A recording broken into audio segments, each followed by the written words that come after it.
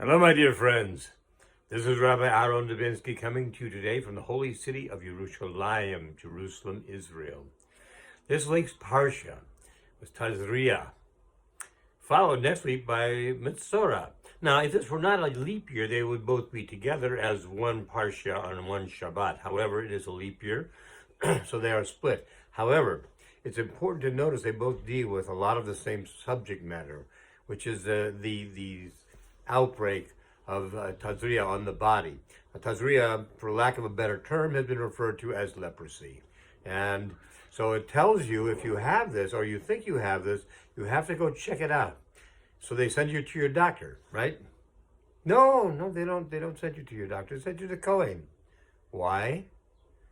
Well, you see, not every disease, not every infirmity is something that is just physical. Sometimes it comes from a place that's not physical. So in this particular case, where does Tazra'as come from? Where does this, let's just make it easy, we'll call it leprosy. Where does this leprosy come from? It comes from something that we've done. What have we done? We did Lashon Hara. We talked bad about somebody. Now that's a problem. And the problem is not just among people who are uneducated or who have little education. You're talking about Miriam the priestess later on will have the same thing for something she said about her brother Moshe. It was a minor thing, but the fact is, talking bad about somebody is very difficult. There are absolutely no bones in the tongue, unless your tongue is different than everybody else's.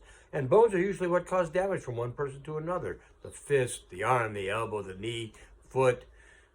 Usually that's what it is. But in this particular case, we're talking about something that's different than that. We're talking about something that deals from the very inside of you, the tongue. Because you can do more damage with that than you can sometimes with your elbows, your fists, your knees, whatever. Why? Because with a bruise, you bruise somebody, you punch somebody, you kick somebody, whatever you do to hurt somebody on a physical basis, it heals. Eventually, B'ezrat Hashem, it heals. It heals because that's how our bodies are made. To, when they are bruised, to continue to get better and better. And because of that, that's not a problem. It's a temporary problem, but it does go away. When we talk about somebody badly, well, that's something that doesn't ever go away. How do you make it go away? There's a story once about a famous Rav who took his students out onto a mountaintop one day with a pillow and a knife. Some of you, I'm sure, have heard this. And he went out there and he said to them, okay, take the pillow. And they took the pillow, take the knife. They took the knife, so now cut open the pillow and shake it. So they cut open the pillow and shake it. And the feathers, just as you might expect, went everywhere.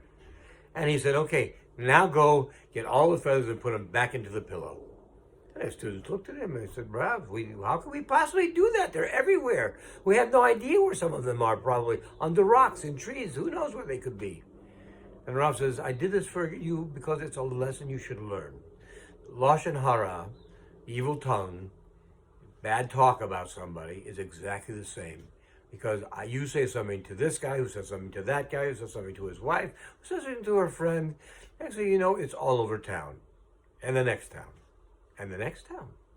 How do you stop it? How do you change it? Even last week I heard that the President of the United States, Donald Trump, was saying that how's he going to get his reputation back after all the things they've said about him, and he filed a lawsuit because of it. And he's right. You never know. Once somebody puts it out there, for some people, it's out there forever. What if they don't hear the next message? You said, actually, you're not a bad guy, you're a good guy. What if they didn't hear it?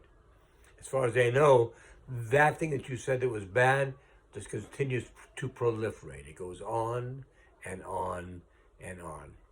And I know a lot of you are thinking, there are some people who, it's hard to find something good to say about them. But the Zohar teaches us that inside of every body, inside of every soul, inside of every neshama, there is a good point. My father, Alav Shalom, used to always say that everybody has a purpose in life. If nothing more than to act as a bad example of what kind of a life we could live. We don't want to be that person. But there are people who will have to admit to ourselves, at least, are like that. And because of that, we don't have much good to say about them. So the Zohar encourages us to search for that point of good, a pintel yid, a little piece of yid that's inside of everybody, the thing that can be touched and can be expanded and can grow and can make the person a much better person. So now we find this one piece of good and we can say something good about somebody. Now there are people who will have fun with it and say, yeah, you're so fat, but you sweat less than any person I know. That's not what I'm talking about. That sounds like it's good, but it's really a backhanded compliment, and which really means it's really lashon hara. It's a bad thing to do. We don't need to be that way. We were given lots of insight into people. You've seen it. You've had it yourself. Sometimes you meet somebody, for some reason you don't even know, you just don't like them, and you want to stay away from them, and you do. On the other hand, there are some people you meet and immediately there's an affinity. You love this person. You want to be around this person. You want to hang out with them. So we have inside of us the ability to see different sides of people. The question is, what side do we want to see? Well, if the Torah thought it was important enough to have two examples, two parshiot in a row, Tazria and Metzora, right in a row to tell us, don't do lashon hara. How important is that? We're told that in Torah, there's not one extra letter and there's not one letter that needs to be added. It's perfect exactly as it is. So if this is the case, it's something we need to take very seriously because we need to understand that we are human beings. We are human beings and we speak. And this is what sets us apart from the lower animals. We can speak, but we must be very careful what it is we say, particularly when we are talking about another person. I have a friend, and his advice is very simple. He says, don't talk about other people. There was a president of the United States, President Franklin Delano Roosevelt, and he had a wife, and she said some pretty interesting things in her life. And one of the things she says is that great minds speak about ideas. Average minds speak about things, and small minds speak about people. In other words, we don't want to talk necessarily about other people because a lot of times, even the best thing that we say can sound wrong. For example, a person comes to your town and says, I'm so hungry. Do you know where I might get a bite to eat? Because I have no money. And you say, oh, yes. Go to the Goldstein house. They've always got something on the stove. And you think, didn't I say a nice thing about the Goldstein family? They've always got something on the stove. They're always prepared for visitors. And that may be right. And that may be what you meant. But maybe the person you're talking to doesn't see it the way you see it. He sees it as there's always food on the stove. These people must be 400 pounds apiece. So it comes out as lashon hara to that person. And you didn't even mean it to be lashon hara. You meant it to be a compliment, to say these people are always opening their doors to anybody who needs help. There's always food cooking so they can be ready for anybody who might stop by. So again, we get back to the idea of maybe it's not a good idea to say things about people.